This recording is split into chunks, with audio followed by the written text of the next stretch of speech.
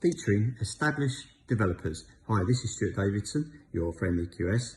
Now, from time to time, I feature established developers and investors. So if you're a property investor looking to become a profitable developer, sometimes it's good at looking at some of the things some of the other established developers are doing. For example, one of our clients, PSP, now some of the things they're doing, they're working alongside local councils to develop community infrastructure, to develop brownfield sites. Sometimes these brownfield sites are much easier working in conjunction with local councils, and you can open up sites as well. Some sites that need assembling, so that is a good strategy to do, and that's something they're taking advantage of. The other thing they're doing is very interested in looking at carbon zero properties, carbon zero houses, and in this one I'm featured, they're looking at a energy efficient nursery, and they're looking at nine houses as well.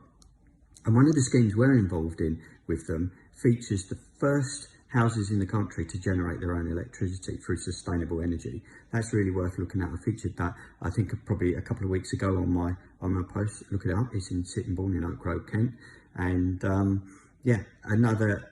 think this is something that is setting the way really for modern methods of construction. The interesting thing about modern methods of construction, modular, is that there's the opportunities in certain circumstances to forward fund schemes in a different way than what was previously done through leveraging through banks, etc. It's opening up different ways of funding your schemes. And I think I featured recently this week around progressive property, talking about different alternative methods of funding schemes. And I think this is one way you can do it. There's crowdfunding, there's investors, there's forward funding through supply chains as well. So these are worth all things looking at, but certainly with a view to developing schemes of the future, schemes that people are going to be interested in. People are going to want open spaces. They're going to want sustainable development. They're going to want low energy costs. They're going to want places to work,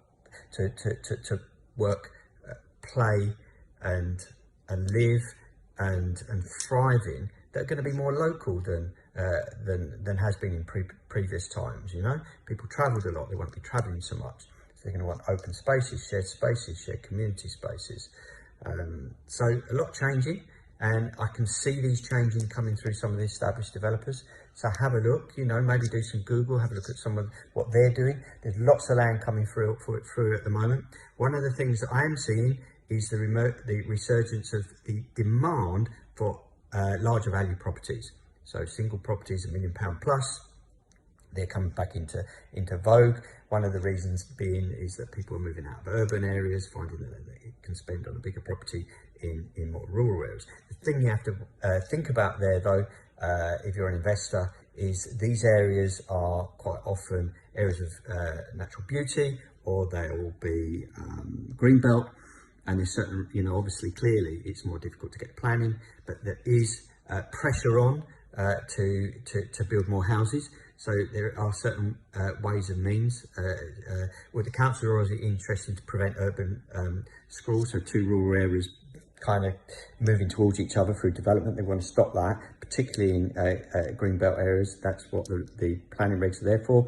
But there are opportunities for infill areas, and strategically placed, there can still be some really good investments there. So I hope this has been helpful. This has been Stuart Davidson, your friendly QS. See you in the next video.